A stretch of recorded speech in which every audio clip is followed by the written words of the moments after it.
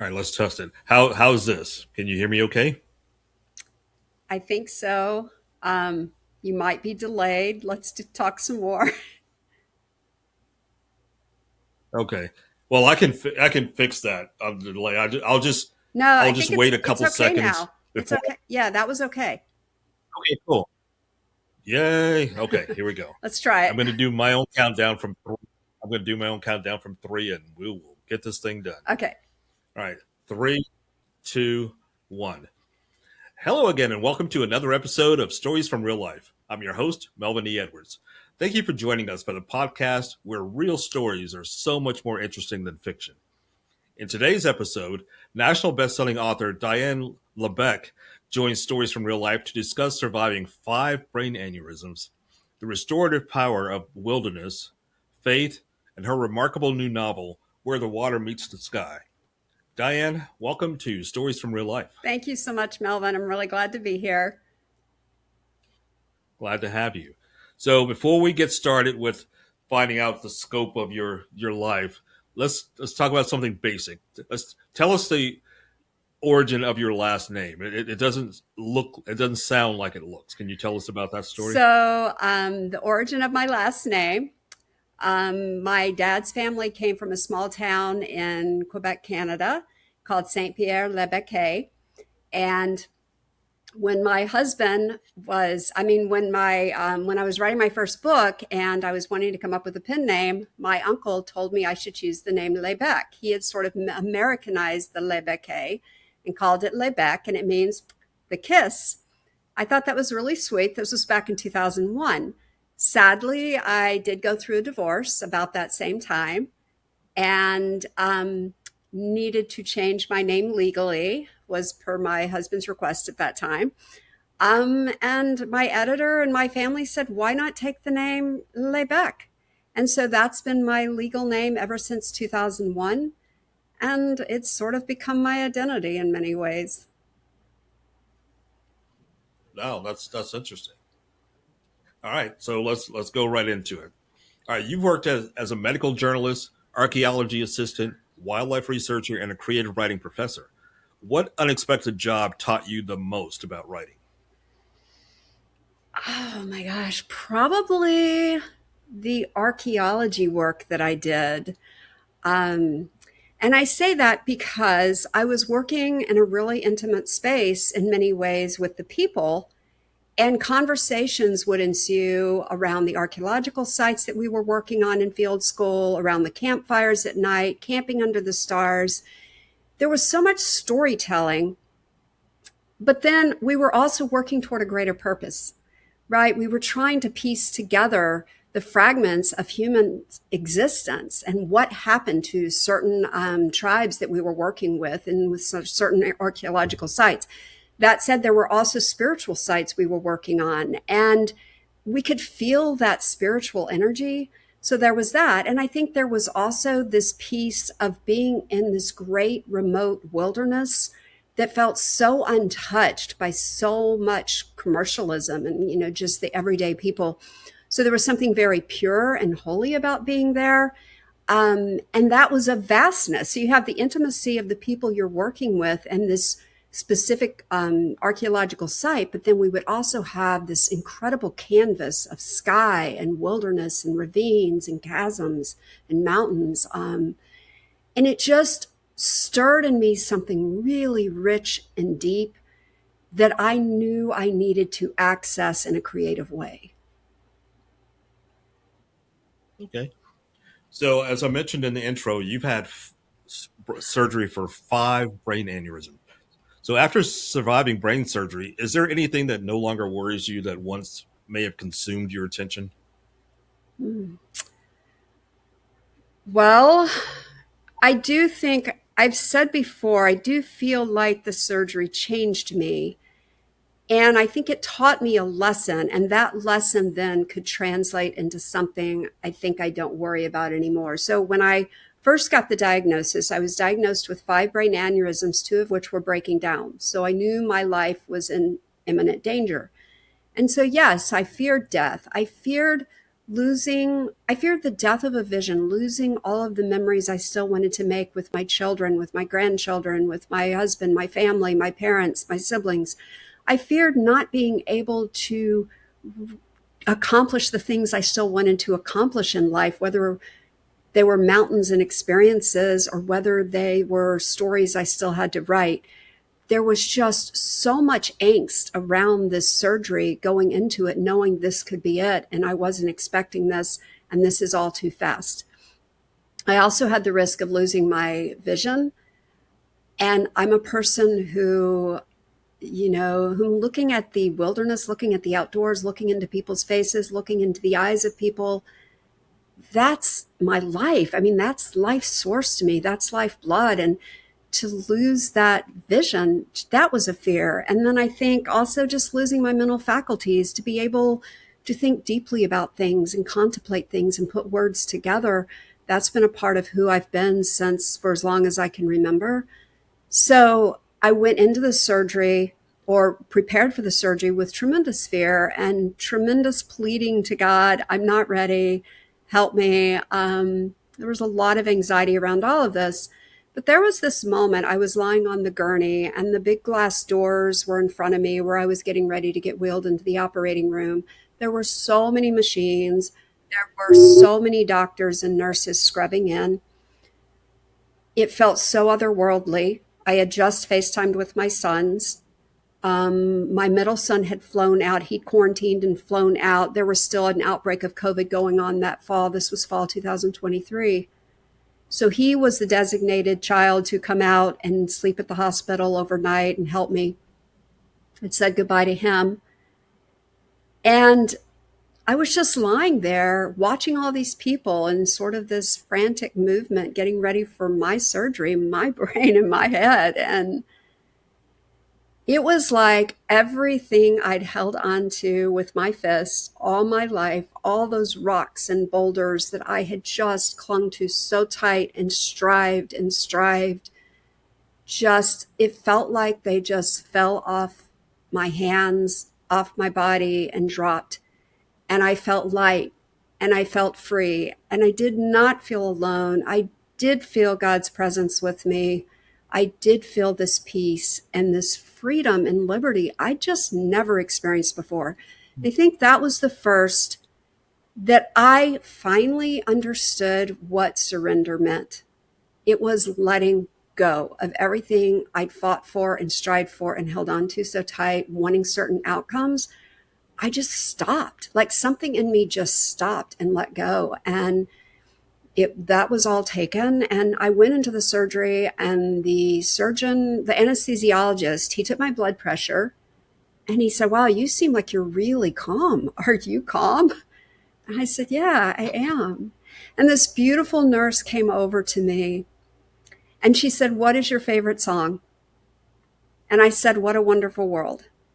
And all of a sudden I had these just really precious, sweet memories of fixing dinner for my three sons, them sitting at the kitchen counter, and we had a stereo under the counter, and we'd play Louis Armstrong. We'd be singing and dancing, and that song would be playing.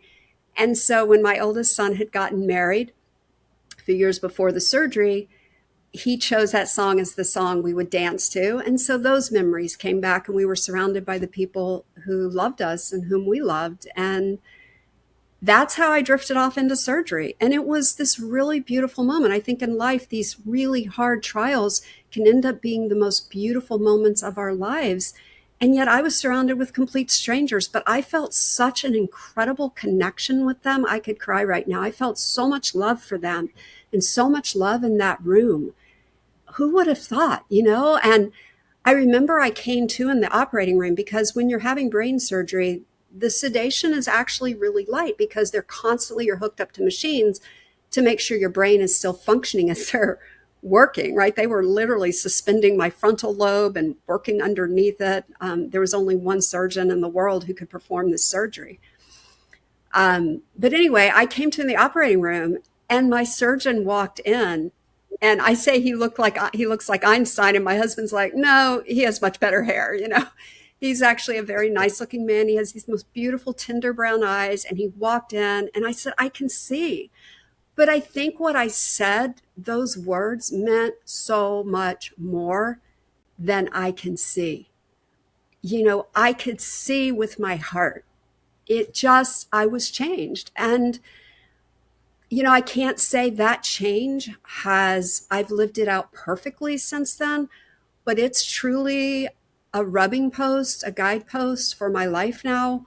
Um, and I think that would be the lesson that I learned was the lesson of surrender. I still have 3 brain aneurysms, and though they were treated as best they could be treated, they're a really rare type of aneurysm that can't be definitively treated.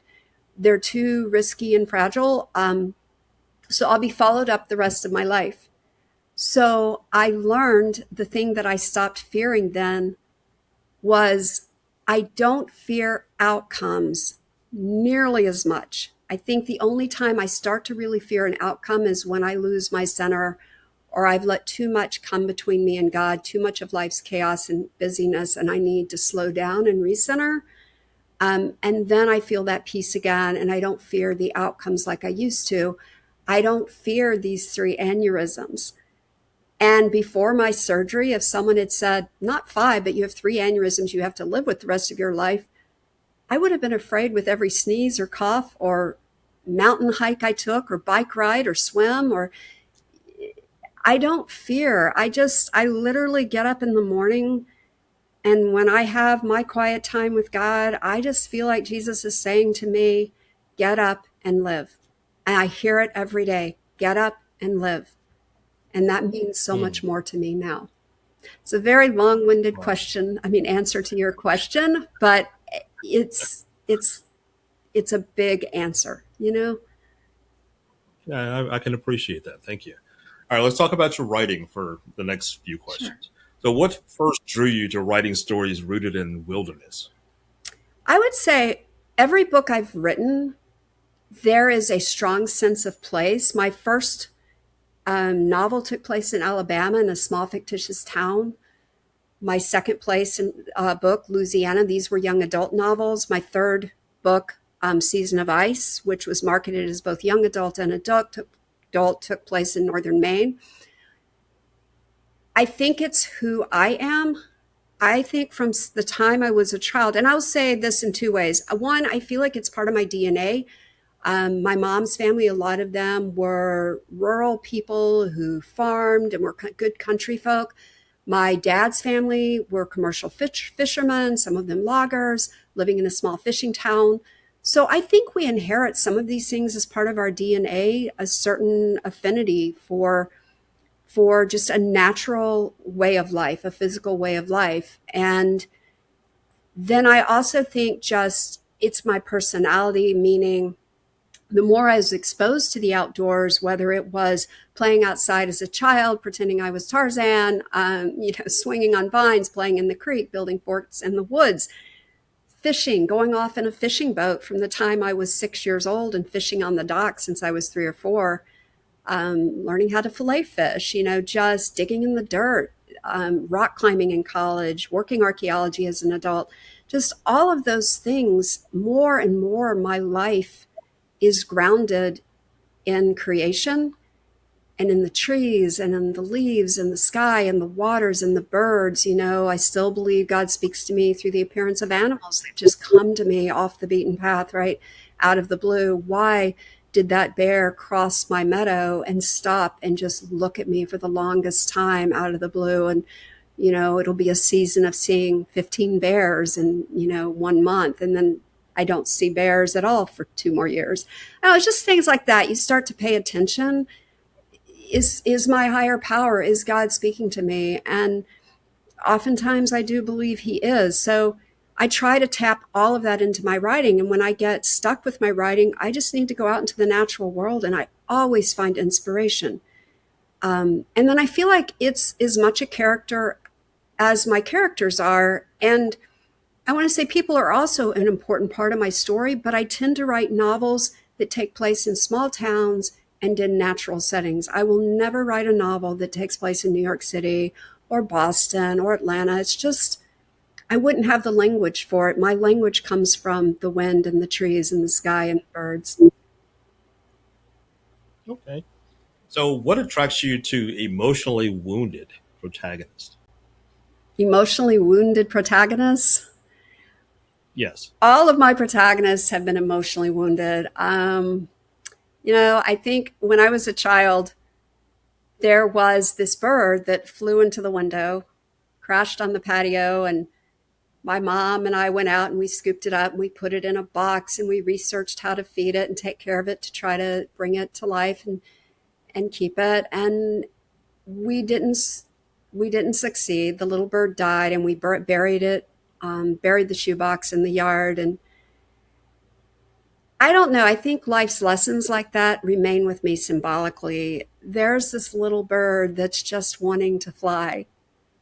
And that little bird crashes into something unforeseen, like we do in our lives. And it's very wounded. And yes, some try to come and nurture it and bring it back to life. Sometimes we succeed in coming back to life, sometimes we don't, when really we just want to fly.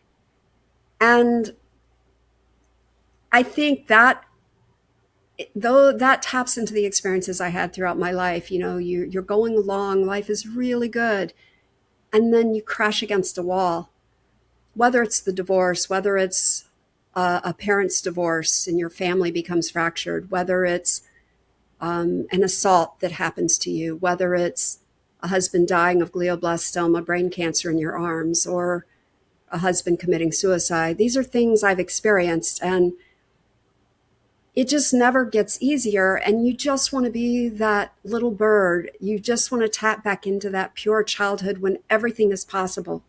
And how do we hold on to that part of our lives where everything is still possible?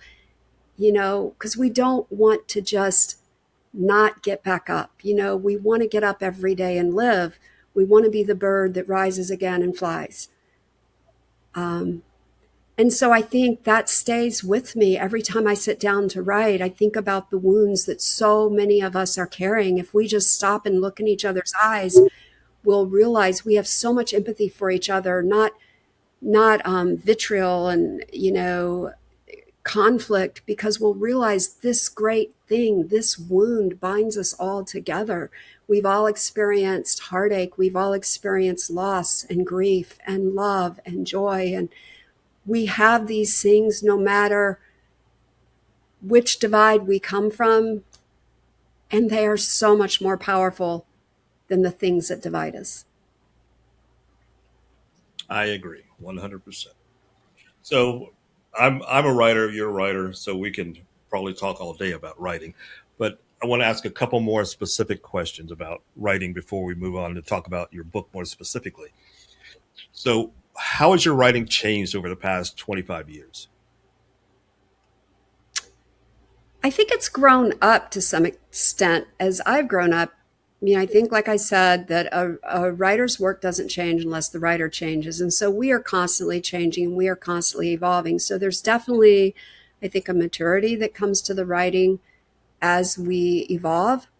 Um, I think my writing has even become more grounded in place because I think my own life has become more grounded in place. I see the wounds of the environment and I identify with the wounds of the environment as wounds to our own soul. And I think we need to be better stewards of our creation that God's given us, but I also think we need to be better stewards of each other. So I would say that has become a bigger part of my writing. And then I think a big change happened the past couple of years with the surgery and learning to change my writing process. And I think that changed the writing. So instead of really striving and pushing to make the writing something, to push my career, again, that piece of surrender came in where I can sit back. Um, I would explain it this way. It's a sort of a writing craft I've passed on to some of those students I've worked with, but it's before when I wrote, I was the character. And so if there's a fight going on, I'm the one throwing the punches. If there's, a kiss, I'm the one being kissed. It was me. And even though I wasn't that character, I would write it by inhabiting that character and saying, what does this feel like, look like, see like? You know, look like? And so then I would pull back now and I say, no, just step back, surrender that scene, let go, let them breathe and be their own, and watch. And what do you see? And it's like literally, I can hear God saying to me, what do you see? Look, what do you see? And it stops me and I pause. I'm not push, rush, 500 words a day, 1,000 words a day, 2,000 words a day. No, just stop, pull back. Look, what do you see? Don't get caught up in produce, produce, produce. Just really capture what you see. That's been the biggest change for me. Wow, that's really interesting. I have a novel. My first novel was released in May of this year. It's called Nuremberg, Mississippi. Congratulations. And there, thank you, thank you. I had two nonfiction books before that, but this is my first novel, and it has three main characters, and two of them are a married couple who are influenced heavily by my memories of my parents. So I knew how they would respond in certain situations as I was writing the book. But the third character, I had no idea. I I've tried to explain this to people, and if they're not a writer, they don't Yeah. really understand. Just let him guide me to where the story would go. Let him tell me where what he would do. So I sort of developed his personality in my head, and let him guide the story. And it was kind of fascinating because, well, first of all, I had never really been a fan of fiction before, but I'm a big fan now because of writing this book, really realizing that the there are limitless Yeah. opportunities for creativity. And this character, when we got to the end, I was as surprised as I hope my readers will be or have been by reading this book. And it was a lot of fun. And then it's like, every day we don't know what surprises await us. And that's the same thing with the fiction writing when we write from that perspective. And I think that's also what we can then transfer into our own lives. Because how often do we look at someone's life and try to tell them what to do or how to do it, right? How to be, well, if you just do this, if you just do that, oh, you're having relationship problems, let me tell you. So especially if we have children, and you learn to just step back and give them the freedom to be. And so how I write, I'm trying now to also be that way with the others I'm around. Love them, encourage, listen, but don't live their lives for them.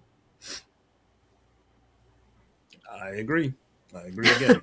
So let's talk specifically about your book called Where the Water Meets the Sky.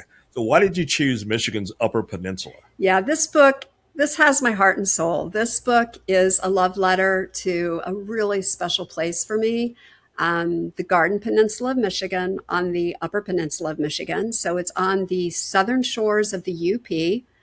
It's a little peninsula about 22 miles long, probably a mile and a half, 3 miles wide at its widest part. I'm not exactly sure. And my dad's family, this is where they are all from. Um, and so for me, these are my happiest memories of my mom and dad, my nuclear family, all still together, my two brothers, whom I just adore. We would go up there as a family. And my uncle's fish house was there, Uncle Billy's fish house. Uncle Dick was a couple of houses down from him. I had Uncle Billy, Aunt Dolly. I had all my cousins, Mo and Mike and Peter and Kitty, right next door. Then I had my Aunt Barb and Uncle Dale and my four cousins there. They'd come rent one of Uncle Billy's cabins. We'd stay in Grandma's house. It was just, this was perfection. This was like love and fun and freedom and exploring and building rafts and fishing and making blueberry pies and listening to back porch chatter and sitting around Grandma's kitchen table, and just family, just family and love and bickering and laughing and chilly nights and getting sweaters and building campfires. My brother played the guitar and sang. He's unbelievably talented, my oldest brother. Both of them are musically. The whole family around singing songs, good old folk songs, country songs. One was Kick Your Shoes Off, and we'd all be kicking our shoes off. And the lake is lapping and the windows are down at night and we're listening to the lake and we're feeling that cool air. It's magical. that will transport you.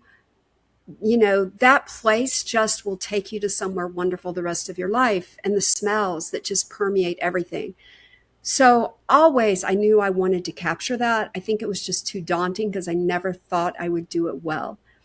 And I wanted to honor my dad before he passed. He's 89 years old. I want to make sure I could write this book before it was too late so that he'd have a chance to read it and be here.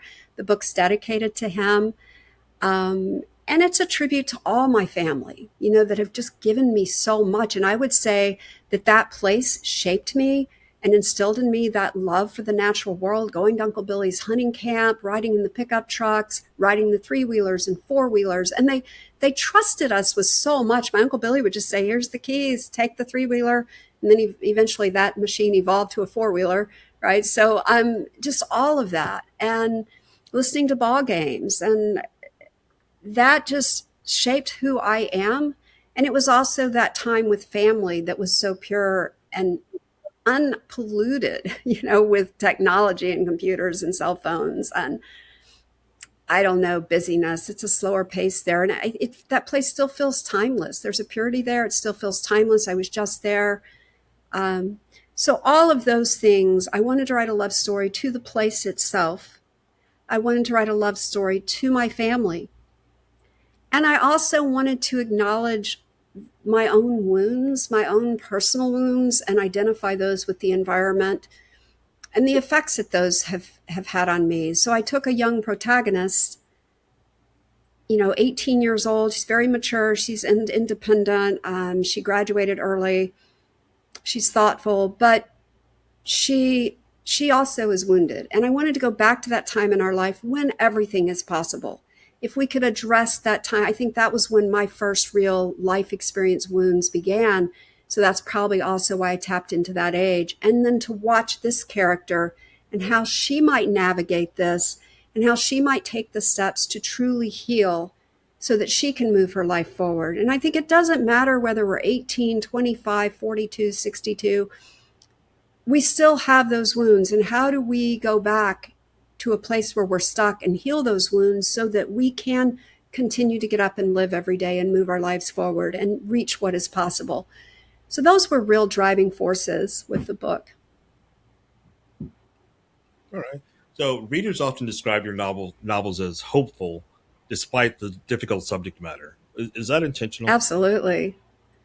Yeah, life's too gloom and doom. If we pay attention to the gloom and doom, it can really take over. And we need light. We need that invisible light, even in the darkness. I know a friend just sent a picture of this beautiful sunrise in the midst of all the fires out west. And there still is beauty even in the darkness. And we need to hold on to that, because if we don't, what's the point of getting up every day, right? We need to be encouraging each other and inspiring each other and writing work that will uplift, even if there are difficult things in the book that are real to life. How do we overcome? How do we just get up every day with that sense of purpose and that sense of joy? All right. All right. So let's talk about your faith a little bit. So your faith becomes much more visible in discussing this book. Why now, different from earlier? Yeah, my faith has always been a huge part of my life. And maybe, to admit I was trying to be part of this world too much, not feeling like it was a safe space to really stand on the mountaintop and shout my faith. But, when you do come close to knowing your life, and I hate to say that it took that to say, hey, what really matters in your life? When I stopped worrying, that surrender lesson is huge. When I stopped worrying about the outcomes of my life, I didn't have to worry anymore about people judging me or people not accepting me. I was in the world of academia, very intellectual world, not as many people who are faith spoken. But I've really reconnected in a more meaningful way with my family. And I think the deepest connection we have is through our faith and love for each other. And now it's like, speak my truth. We forget what is truth, and this is my truth. And I can't imagine being without it, and I want to speak that truth the rest of my life. Right. So, how do you distinguish ambition from a calling, for instance? Sure. Ambition is when we see an outcome and we want it. It becomes very self driven, self inspired. We see something, we want it. Maybe God gave us a vision of something, but we see the outcome of that vision. And so we strive toward, and that's ambitious. And sometimes we can't even see the forest for the trees. We can't even see what's around us because we're striving so hard to get to that point.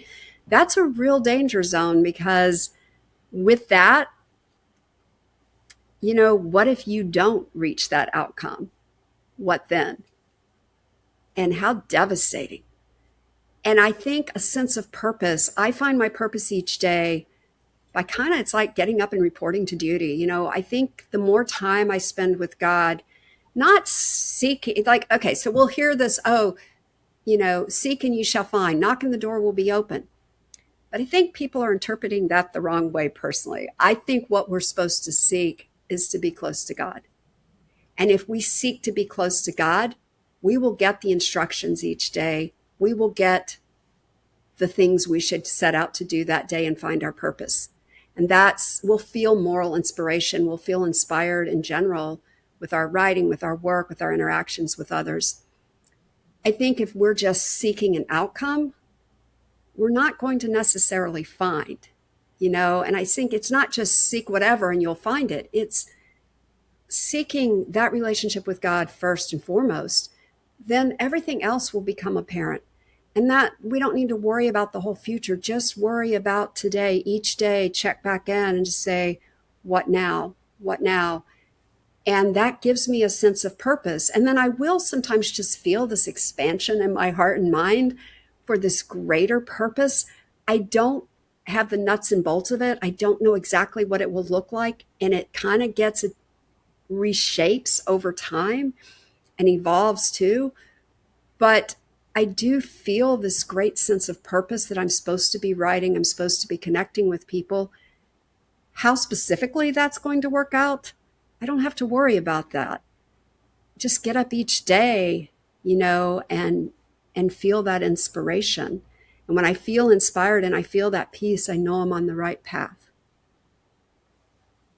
Right. So, how is that type of advice relevant to some advice, or that type of lesson relevant to the type of advice you might give a fellow writer who's looking for success? Yeah, I would say first, it depends on if that writer is faith-based or not.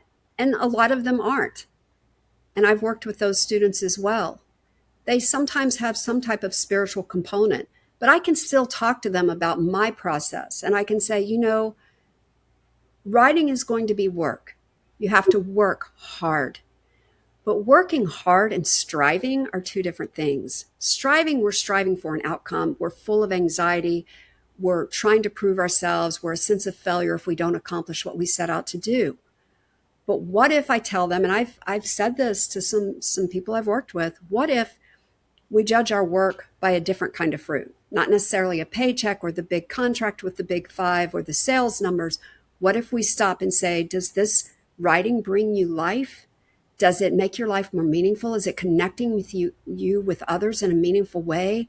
Are you feeling a sense of purpose and joy in the whole art of creating something beautiful? Are you working hard too? And what does that work look like? We do have to work hard. Life isn't just going to fall in our laps. God wants me to get up and work. What does that look like? But work and striving are two different things.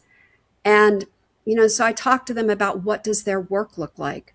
What do they want that to look like? Are they, reading other books? I'll say you have 2 ears and 1 mouth. You should listen twice as much as you talk.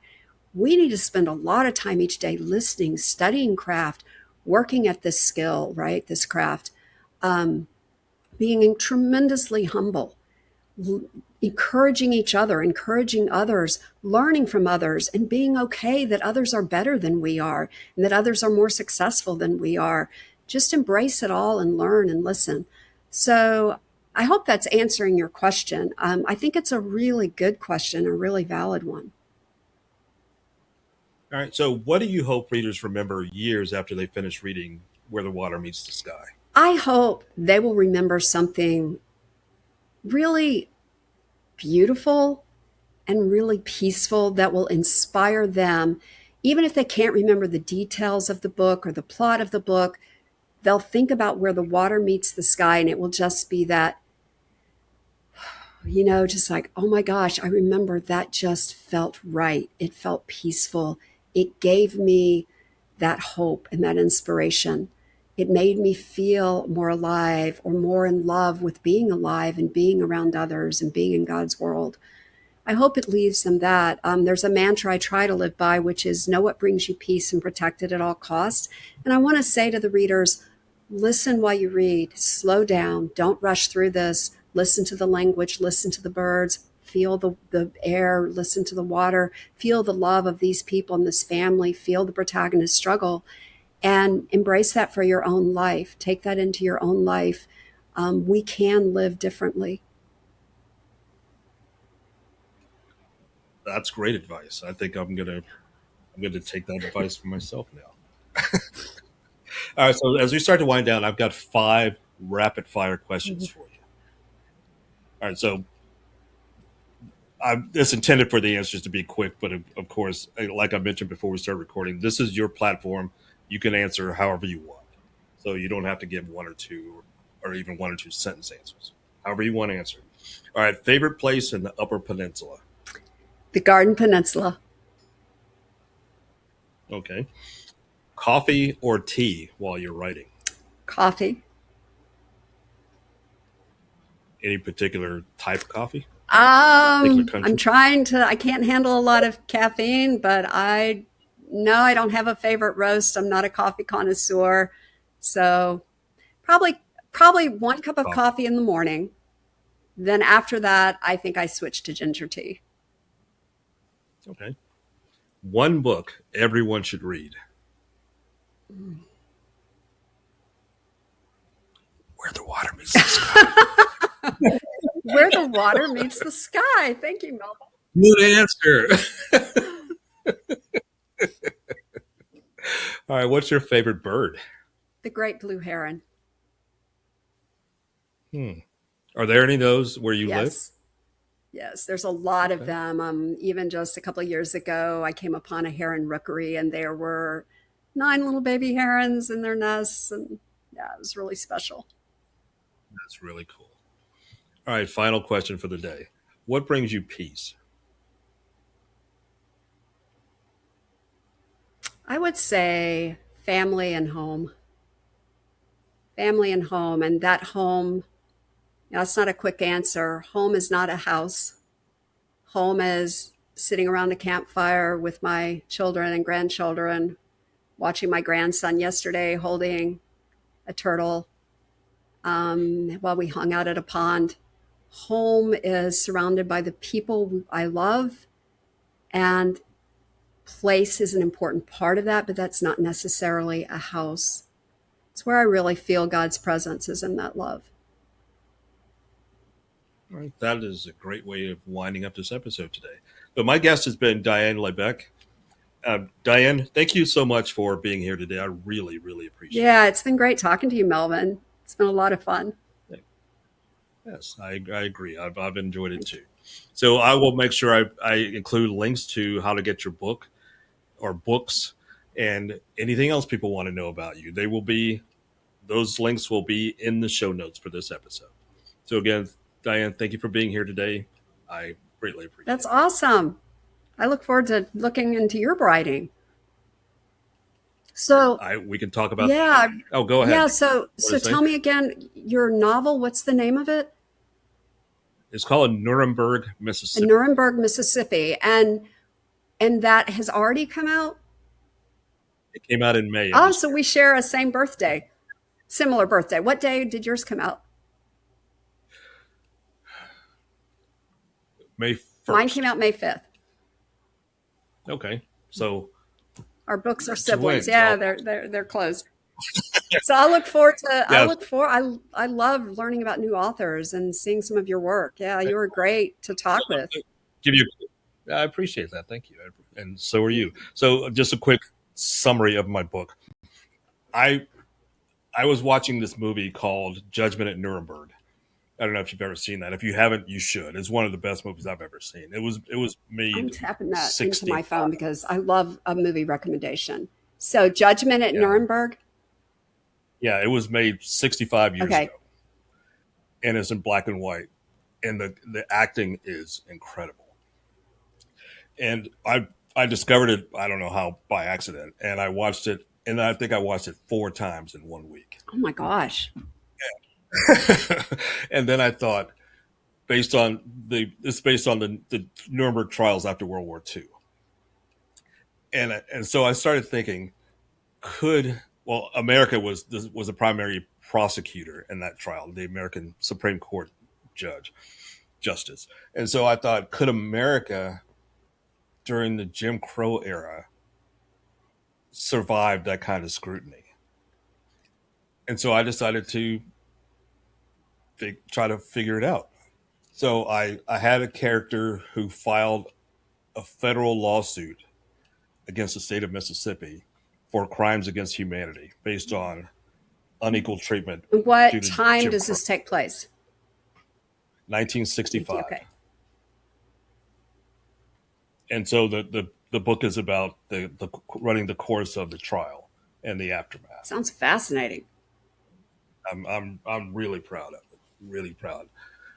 And I started writing a sequel yesterday. So I'm already proud of that one because I really like how it starts. That's exciting. I'm excited to see. Well, I will definitely look it up, order it. I absolutely will. I love meeting authors and then reading their work. And yeah, for sure. That sounds like something I'd really be interested in. Well, when you get it and read it, I'll let whenever you you know what have I time, think. let me Yeah. think. I appreciate Yeah. it. And other authors' Yeah. critique is very valuable. Yeah. Scary, but Yeah. valuable. No, it's good. It's great. All right. All right. So we could I continue know, this right? conversation all day. So when are you looking to air this? This will air Oh, Tuesday. Tuesday. Great. This coming. Melvin, thank you. I know it took a lot of time. We had some glitches, but yeah, I'm glad it worked out. Still got to give my tagline here. So, all right, that's it for this week's episode of Stories from Real Life. Until next time, don't forget to shine your light wherever you go. Okay, so we can talk more if you want now.